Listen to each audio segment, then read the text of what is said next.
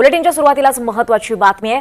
अजित पवार 24 तासांपासून दिल्लीत तळ ठोकून बसलेत, पण त्यांचा उद्देश अजून सफल झालेला नाहीये। 24 तासांनंतरही अमित शहा यांची भेट झालीच नाहीये।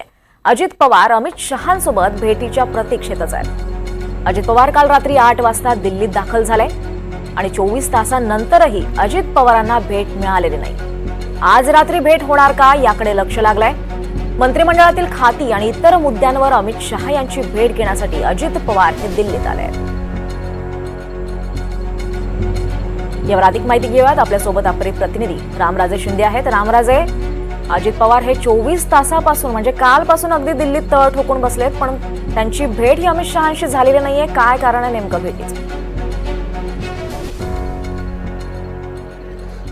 बिलकुल, खरं तर मुंबईमध्ये गाठीभेटी चालू आहेत, शपथविधीची तयारी चालू आहे। मंत्री कोण कोण होणार यासाठी प्रत्येकजण आपापल्या पक्षनेत्याकडे वर्णी लावतोय, तर दुसरीकडे राष्ट्रवादीमध्ये वेगळी परिस्थिती पाहायला मिळते।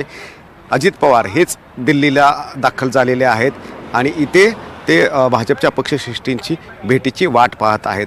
कारण किती मंत्रिपदं हातामध्ये येणार आहेत, त्याचबरोबर कोणती महत्त्वाची खाती येणार आहेत का? कारण मागील वेळेस अर्थ खातं अजित पवार यांच्याकडे होतं, यावेळेस तेच राहणार आहे का?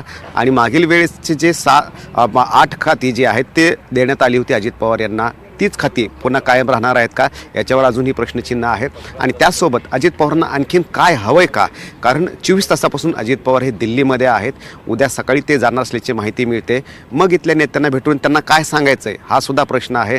म्हणजेच की आणखीन आपल्याला जी माहिती मिळते ती विधान परिषदेमधलं उपसभापतीपद किंवा सभापतीपद मागितलं जाते का हे सुद्धा पाहावं लागणार आहे का? राज्यपालपद मागितलं जाते का? आणखीन एक महत्त्वाचं खातं कोणतं मागितलं जाते? तर या सगळ्या चर्चा करण्यासाठी शपथविधी 2 दिवसावर येऊन ठेपलेला आहे। अशावेळी दिल्लीमध्ये अजित पवार दाखल झालेले आहेत, आपल्या कुटुंबासह आहेत ते, परंतु भेट घेण्यासाठी थांबलेले आहेत अमित शहा यांचे। काल रात्री अमित शहा अचानक चंदीगडला निघून गेले, कारण सकाळी जे आहे ते धुकं असतं, त्यामुळे रात्री ते निघून गेले आणि त्यानंतर दिल्लीमध्ये दाखल झाल्याची माहिती मिळते अमित शहा, परंतु अद्यापही ती वेळ भेटीची मिळालेली नाही आहे अजित पवार यांना। त्यामुळे अजित पवार अजूनही दिल्लीमध्ये अमित शहांच्या भेटींसाठी वेटिंगवर आहेत असं दिसतंय। नक्कीच रामराजे, आणखी अपडेट्स आपण वेळोवेळी तुमच्याकडनं घेत राहू। तुर्तास धन्यवाद या सगळ्या महत्त्वाच्या माहितीबद्दल।